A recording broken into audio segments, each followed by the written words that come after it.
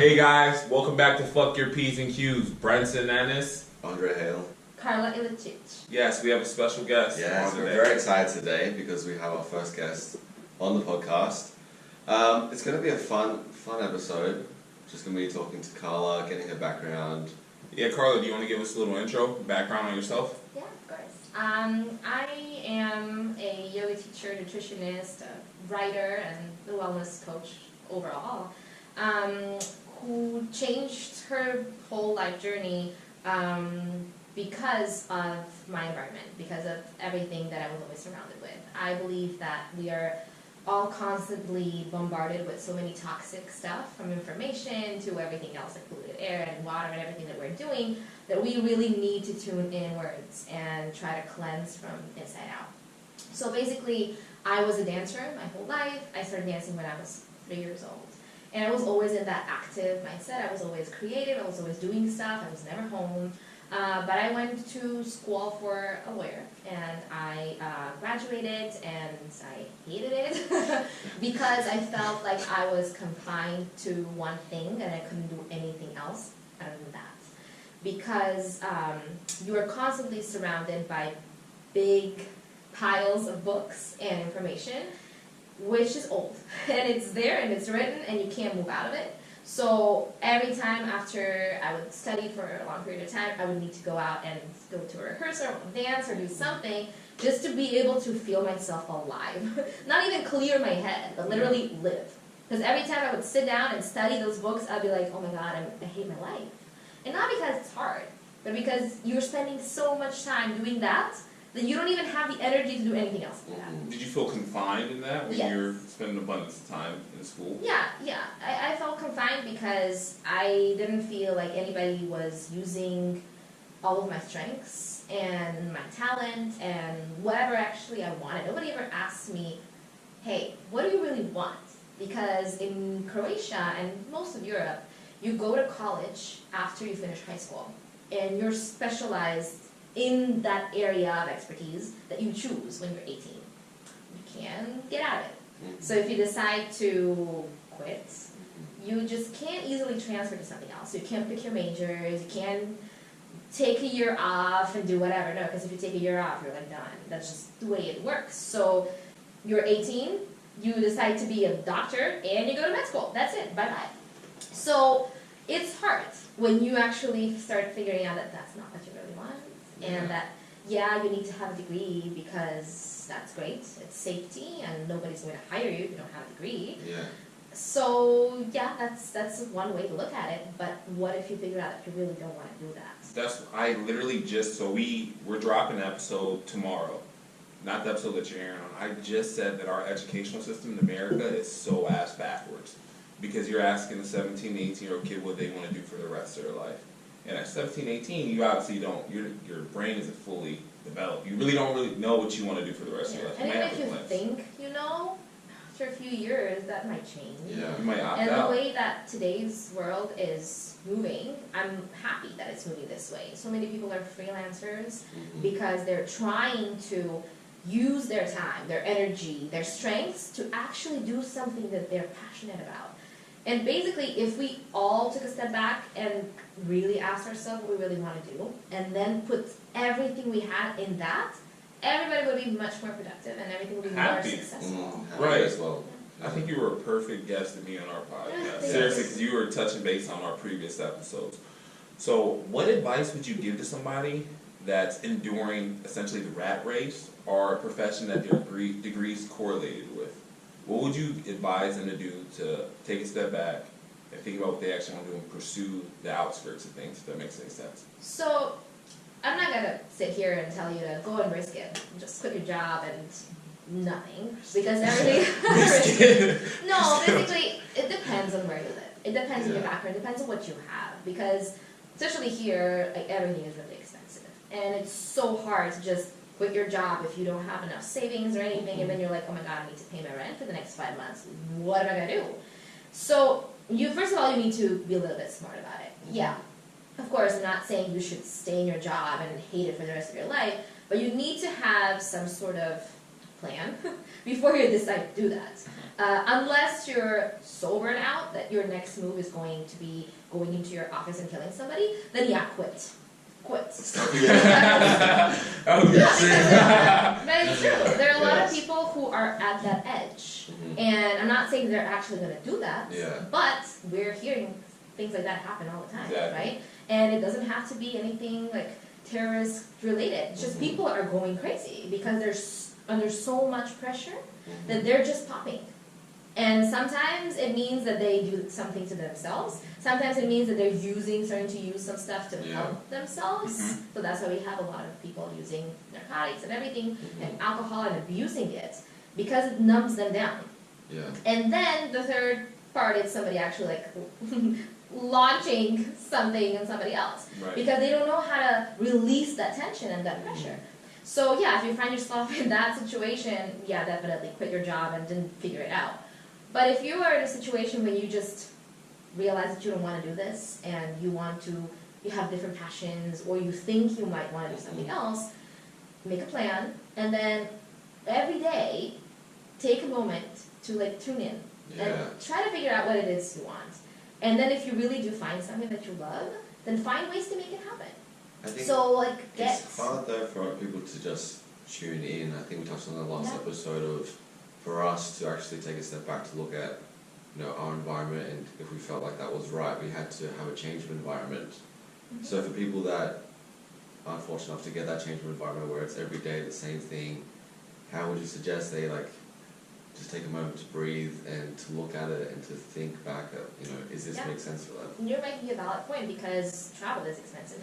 Yeah. I mean, everything is expensive. You can't just like leave and Right. go on Yeah. vacation and do nothing. You need to find that within yourself. So today, luckily, there's so many meditation apps, so many mindfulness apps, Mhm. so many YouTube videos, podcasts, stuff like this, where you might not be able to meditate. Yeah. You might not be able to tune in so easily, Mhm. but you might hear somebody else explain what they did, Mhm. and then that triggers you, and you're like, oh wait, what if I did that? So now we have the resources. in You have the modern day. resources because self-care is not all about lying in your bathtub.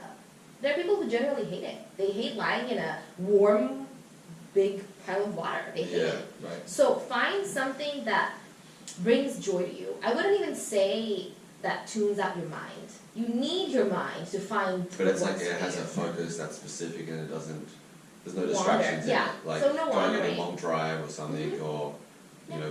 going to the gym or whatever it is, just that one thing that kind of clouds out Filters everything out, else. Yeah. Yeah. that Yeah, makes sense. because we all walk with so many things kind of clouding our judgment, clouding our own thoughts, gushing our creativity and Yeah. everything, because we don't have the energy to do all of that in 24 hours. Mhm. And sleep, and do this, and like, we Mhm. don't. Mhm. And that's why we snap at people, that's why our hormones are all over the place, because we're not taking care of ourselves. Right. And first thing we need to do is figure out how to take care of yourself. Because everybody's different. And Yeah. everything is, different things work for different people. Exactly. Exactly. So yeah, you might be great by hiking or just going for a drive or Mhm. doing something that literally makes you like lay down. Mhm. Right. So whatever it is, it might be something completely different for you. Yeah. I love the emphasis in the breathe. Yeah. Now I got a question for you. So we're touching base on environment, right? And not too many people have international experience with going from obviously different countries. Can you tell us about your transition coming to Seattle from Spain and Croatia and the differences between our country and those countries? Because I moved from Ohio to California, from California to Seattle, and there's so many cultural differences within our country. So I couldn't even envision and fathom how many cultural differences there are from Croatia, Spain to Yeah, I Seattle. mean, there are a lot of differences, definitely, but there are also a lot of differences depending on what year we are right now. Okay. Like 20 years ago, differences would have been different than today. Because today, everything is getting super generalized everywhere. Yeah. And like 20 years ago, people weren't really into like fast food in Croatia. Now they are. Okay. So that's just like one example. But basically, everything that my dad or my mom would say to you that they would think is different is completely different than what I'm gonna say to you. Yeah. Okay. Because I know now when we travel back, we go home, we're like, oh my god, everything is so different. The whole country is like becoming more updated with everything else that's going Okay. on, like Yeah. globally. But the biggest difference for us is the family aspect, Mhm. I would say. Because in Europe, especially where we come from a Mediterranean country, and we moved to Spain, which is also a Mediterranean country, people are very family focused. So like Saturdays and Sundays, especially like Sundays, are family days. You could go to like different restaurants and see big families, like 13, 15 people, kids, older, everybody together at one table, like just yelling, laughing, singing, dancing. And to an outsider, it might be like, what is this? Especially a Seattle Oh outside. my god, yeah. Any American, they're like, oh my god, I see my family on Thanksgiving and that's a lot. It's different there. So for us, it's really hard to be apart from our family because we're also connected. Okay. And because we're always thinking of ways how to help them, how to make their lives easier, how to make their lives better. And we know that they're hurting, that we're not there. Right. But they also know that if we were, we would be hurting to live there Right. because of everything else and not being able to Lack do of what we want. resources, things like that. So, touching on that little overview, would you say that being in different spectrums of the world allowed you to understand what you want? Yeah, definitely. Okay. And not what I want, but what people need, what other people want and need. Because the global need for wellness as a word, as something that's going to bring your well-being to a completely new level and optimize your life and prolong your life, is a huge problem.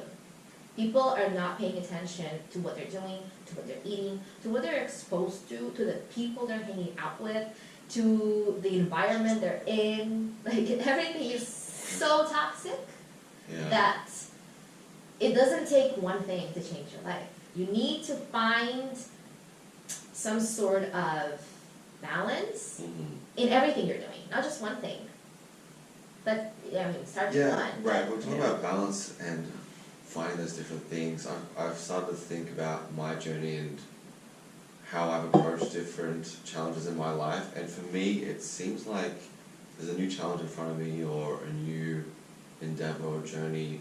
I put a lot more time into that initially to try of bring it up to speed in a way to like all the other parts of my life. So like whether it's a new sport I'm going into, I'll put a lot of effort into that initially to bring it up to a point where I'm kind of in a more routine with that. So with that in mind, like, do you have anything with what you've been like gathering, like these different areas of your life? Do you try and go down different avenues all at once, or do you focus on like new projects? It depends on what it is, and it depends on what the other avenues you're using currently are. Like, if you try a new sport, of course you're gonna try and get the most out of it and do more trainings than you would normally. But you can't do that while you're supposed to be at work. There are certain things you need to take care of. But I would say that anything that causes you to get even more anxious because you're doing it and you're failing, because obviously you're going to fail because it's your first time doing it, is not good. Steer away from that. That's what you're... Like, go into it with an open mind and be like, okay, if I mess up, I mess up. So what? I'll just do it again because I'm deciding to try this because it makes me happy, or I think it will. And then what also can happen is you might start something and you'll be like, this is amazing, I want to do this. And then after 2 months, you're like, that's okay. That's okay. That's real life. Yeah, and people get very frustrated because they're like, oh, this is supposed to be good for me. This is my part of self-care, my passion, and I'm bad at it. What if this is not? What am I gonna do now? But it doesn't fit them, you know what I mean? And that I'm an advocate for like individualism. So when people like express what they do to cope with anxiety or their mental well-being, my understanding is that not one structure or set of activities work for each individual. Oh, yeah, definitely. So what would you advise individuals to strive for to figure out what works for them? Just trying different things? Yeah. Just try different things until something works. And being open on Yeah. not liking those And I things. guess Yeah. as well, not And be being, open to not liking those things. yeah, like so you said. don't be scared of failure. Exactly. Yeah, because Because you're gonna there's fail. so many different Yeah. things you can try.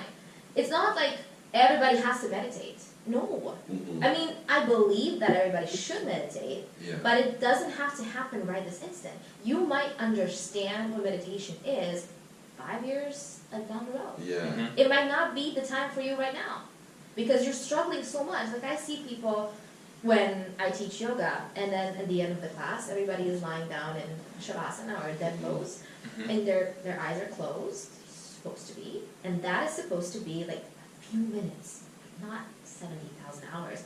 Few minutes of literally letting go. Mhm. You have nowhere else to be, you have nothing else to do. You're still in the class. Like it's not like you're gonna run out. Yeah. Right. You're lying there, and then I see people like, Looking around. or like super clenched, and I'm like, these are 2 minutes. If you can't do 2 minutes here after your full class and after you're like fatigued and Yeah. your body's ready to relax, Yeah. then how are you gonna meditate Okay. at home? Okay. I'm going to touch on something as well. You bring that up, talking about failure. Why is it you think people are scared to fail? Because failure in general, I don't think it's a Western thing. Like, because we're all kind of, Oh, it is. Nurtured Definitely. to In succeed. Eastern Yeah. culture, failure doesn't exist as it is in that way. yeah, It exists in a completely different level. yes. And there are different ways to look at it. Mhm. It's like a transformation more. Yeah, Of course, not every country is the same, but I would think that the reason we are so afraid of failure first comes from your background, mhm. your environment, your family. Your variables. Yeah, and the values that were instilled in you. So if you come from a very high-strung family where everybody was like super successful and they were Yes. telling you every day, you need to do this, you need to excel at this, you need to excel at that, and then you fail, you feel like terrible. Yeah, And that just translates into everything in your life. So if your marriage fails, you're a failure. If you get laid off, because basically, like even 20 years ago, mhm. people were practically safe in the job they were doing. We Absolutely. were factory workers. Absolutely. Do that until you die. Today, you get laid off because. That's Because right. the project is done, because they don't have Exactly, money, or just exactly. because they're trying to open up space somewhere else, so we Yeah. need to shut this branch down, See, and we're there. And that's why baby boomers they try and strive stability on Mhm. millennials, you know. Yeah. So the That's millennials really mindset's like 2-3 years Yeah. out of occupation and they transition out. You Well, I know? never thought about, the family aspect of why people are more or less open to failure. Oh, Like, that's probably the seeing your biggest parents, one. like, they're really successful and they've achieved so much, of course the child is going to be like, holy shit, I need Mhm. to succeed on the first thing I do because, from the story I see of my parents where they're at this place of success, they probably didn't have a second go, they probably did it the first time. Mhm. But I don't think, those parents would have shared that story of, alright, well, Yeah, Okay, and that's the yeah, difference, yeah, because if you're yeah. a parent, if you are sharing that story, yeah. if you are telling your kid that it's okay to Mhm. fail, they're gonna feel so much better. Mhm. Right. But like we come, me and my husband, we come from a culture where it isn't okay to fail. Mm, And if you fail, you're like, it's terrible. yeah. Here, it's the funniest thing, but here, even the kids from the most successful parents work in Starbucks. Mhm. If I ever told my mom that I'm gonna work in Starbucks, she would die. It But would then, be so hard on her. She Yeah. would think that she failed. Yeah. Right. She'd be like, why are you working as a waiter? What is Yeah. wrong? but then again, I think we made a generalization there because a lot of individual. I mean, I'm not gonna say a lot, but like I think we made a generalization with saying like kids look at their parents that are very successful. Mhm. And like, okay, well I need to be like that. I need to strive for that because also you get like the outcasts of things, the kids that feel entitled. I think Yeah. I think it Oh, yeah. relies Yeah. solely on how parents Treat their communicate kids. and treat their children. Yeah. Like for me, for instance, I'm a first generation college graduate. Mhm. My That's my amazing. parents were fucking. You too, Marco, my boy. Me too. That her husband's sitting over there, first generation college graduate. I love it. My parents are fucking hard workers. My dad served his country for 22 years. Instilled hard work, compassion, and discipline in me. Mhm. But he never set a bar for me, Yeah. but that gave me like an extra ounce of motivation to go further, you know what I mean? Yeah. So I think it's literally on the lines of how that's communicated between the Yeah. parents and the kids. It's all about the communication, because if you are constantly being told that you need to excel, you need to have straight A's, you need to do this, of course you're gonna feel like all the time. Right. And then you get into a job you love, you do everything, and then you get fired. And you're like, oh my god, what now? What now? I'm done. Because you don't know how to deal with failure. Exactly. Because nobody ever taught you. Right. So that's one thing. Second thing I think is also school. Yeah. The way that your teachers are telling you that you can do more than what you just set out to do. You don't have to do that one thing, and then if you don't, oh my god, your whole life is... I mean, we all live the same... we all live in the same world. Right. Same life, same everything. And yeah, some people are more fortunate than the others, but that doesn't mean that you are stuck. Even if when you're 70, you're not stuck. Forget it. Do what you want. Yeah. Now we're having a great conversation here. Yeah. But I'm gonna steer. I have a question for You Karla. did, okay, go ahead. Okay. So Karla, I know you touched base on it a little bit. Can you give us like a overview of your passion? Yeah. So my passion basically revolves around anything that can improve your life, improve your relationships with people, food, with yourself, basically. Whether it's through yoga, through educating you on the importance of the food you're eating, of filtered water, of toxic people, of breathing, of whatever it is. So yeah, I am a yoga teacher and I'm a nutritionist and all that, but I always call myself a wellness coach, because every time I have a new client and I try to work with them, it's more about the psychology than it is about the food. Okay. Where does that come from? Like, where does that passion come from? Because obviously you're on a path to go down this stereotypical role of become a lawyer, It's but not stereotypical. That's a great role. I'm not gonna downplay that. A woman lawyer, that's a great role, right? But we understand like a stable. Yeah. like, where does this passion for like wellness and like helping people out come from? Because there has to be something. I think I was just born with it, honestly, because I was a dancer, like I said, since I was 3, and I was always in between those two worlds. The academic world, because I was always a straight A student and it had to be like da-da-da, my parents were doctors and all that. And then I had this creative side of me where I was singing, dancing, starring in musicals, like playing piano, doing different things. And I never thought of those two aspects of being different versions of me, but they were completely. Because I could get super immersed in one and then super immersed in the other. And I'm a nerd. I love learning. So that's why this whole thing was bothering me so much. Because I wanted to learn about things that actually interested me. Rather than studying like a degree or a law that it's going to get like passed or not passed. I mean, what? Now, I got a question for you before I forget it, because I feel like you're going to give a great answer to our audience as well. Okay, so you said your parents were both doctors. And you were striving to be a lawyer. And you had your degree, and you were like, no, fuck, excuse my language, I don't know if you're cursing, you were like, fuck that, I don't want to do this. I'm going to opt out, essentially, of a stable job, and I'm going to pursue what I'm passionate about. Yeah, that actually happened when we moved. Okay. Because in Croatia, I don't think it would be as easy. I think I would work in an office for a while until I figure out how to get out of it. How hard was that, though, deciding that you wanna pursue something that's less stable? Oh, it's super easy. It was easy? Yeah.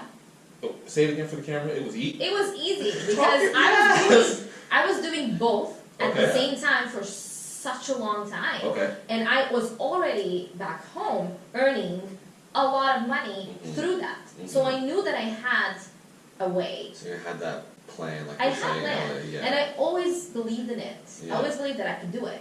It just depended on where I am at the moment. Luckily, my husband moved. I moved with him. I mean, we got married later, but luckily we were able to move. And what he was doing was allowing me to pursue my passion sooner than I thought, because he had a great paycheck and we were living in a really, really cheap part of Spain, so it was super easy to kind of like find myself. I was still struggling with being super independent and wanting to do everything by myself, so I found a job and I was working. in a marketing company for my friend who's amazing, and I'm so blessed that I was doing that because I wanted to have something of my own while I was doing all of this. But the fact that we moved here allowed me to expand and open my own business without having to go into law school, without having to work in a lawyer's office or anything, because I already knew that's where my strengths were. And I just basically pursued that. So I'm not saying that it would have been easy for me to do that in Croatia. I probably wouldn't. And I would probably have to be in a normal, regular 9-to-5 job for at least a little while until I figured out how to make my dream come true. Yeah. So where you are really shapes you. Okay. And my country is very corrupt. Yeah. And it's really hard to start something on your own because nobody's pushing you, nobody is supporting you. You need to find that support system. And it's hard. It's really hard. I'm not going to lie. So yes, I got a little lucky. Yeah. And I would say that... It's hard work though. But I do a lot of hard It work. sounds like a lot you of had a work. plan that you were going to get to eventually. It didn't matter if you're going to get to it this point, at this point, at this point. You were going to get to that. And I'm eventual always, place. I'm always doing it. Yeah. It's not like I'm relaxed. I'm always doing it. I'm always looking for new ways to reach people, new collaborations, because I always look at all of this as just one step towards something more and more and more. I don't think there ever is an end. I think I'm gonna work until like 90. But you're not working because you're passionate about it. Yes. No, True, but it's still work because Absolutely. you put in the work. And I'm constantly learning something more. Like I'm getting to new courses, studying all new stuff about nutrition, about the mind, about mindfulness, about neuroscience, all of that. Like I'm right now, I'm opening a new company with 2 other amazing girls, all about biohacking, and especially when it comes to dealing with trauma. And we're having a huge event on May 16th in W in Bellevue. It's called Biohack Your Health. And we'll have a lot of different experts on the matter. Because, like we talked about, it's important to find what works for you. And biohack is a very great buzzword for that because you're literally hacking your own body. And it's hard to do that if you think that you should be doing one thing or the other. So you might be great, like going to a sweat sauna or you're going to a hot yoga or whatever. Because you found a way to get into yourself. So I'm very passionate about finding that because we're so bombarded by so many different things that we don't even know how to filter it out anymore. Like same with food, with everything. I was telling him we're like, we're processed, we're systematic creatures. So once we get in like a routine and a norm, it's hard to like get out of it. Bite the bullet and opt out. But one thing I wanted to touch on, you were saying where you're from in Croatia, you understood that you didn't have the resources. But when you moved to Seattle, you understood like, America, I have the resources to opt out when I'm doing to do this. Now, do you think you would have that same mindset if you originally started in Seattle? Because like I feel like, if I'm making an assumption, I feel like you were extremely grateful that you came out here and understood like, okay, well, I'm in America now, I have the resources to do what I want. Do you think you would have that same mindset if you were still back home, vice versa? Or if you were born here. If you were born here, would you still have that same mindset? I hope I would. I don't know because it's a hard question because I see a lot of people who have the means, have the options, and they're not using them. Is that from entitlement though, or not being aware of your environment? Because I feel like it makes you more grateful. Yeah, it makes you more grateful. I'm not saying that everybody needs to go through a tough time to figure it out, but I think it all comes from your family again. Because my dad always he has his private practice and he's struggling every single day, working so hard, and I think that he motivated me so much to never stop working, to never get comfortable in what you're doing, and still he would take us around Europe, travel, go to great restaurants, he would still enjoy it, even though he was working, and he still works until like 11 p.m. And I think I had that grind, that grit, that mindset that I have to keep on doing.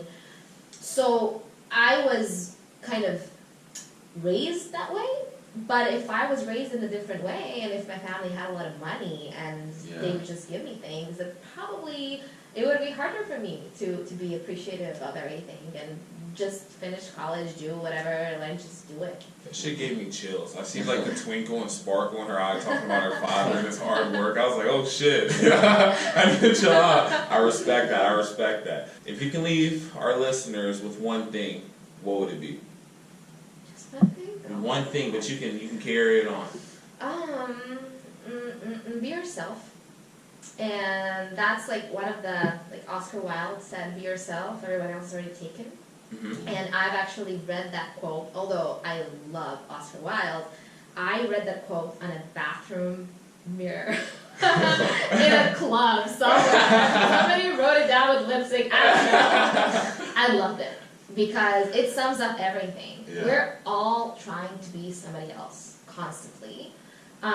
Either to meet somebody's expectations or to meet our own, but we're always trying to get out of our skin when all we really need to do is get into it. So basically I would say be yourself and trust that you know best. Even if you don't know a lot about different things, you have the ability to learn about them. So just figure out what it is that you want to do, that you like to do, and that you are happy doing. If that means sitting at home and watching Netflix, do that. Because the more you get out of your own like joy and happiness, the worse everything else will be. So you need to find what works for you and what makes you thrive so that you're able to thrive in everything else that you're doing. So yeah, just don't force yourself to be something you're not. Drop the mic. Hey, talk your shit. Thank you guys for tuning in. Thank you, Karla, for your time. Andre, it's always a pleasure with your sweaty nose when he's nervous. Tune in next week. Thank you again. Plug your P's and Q's.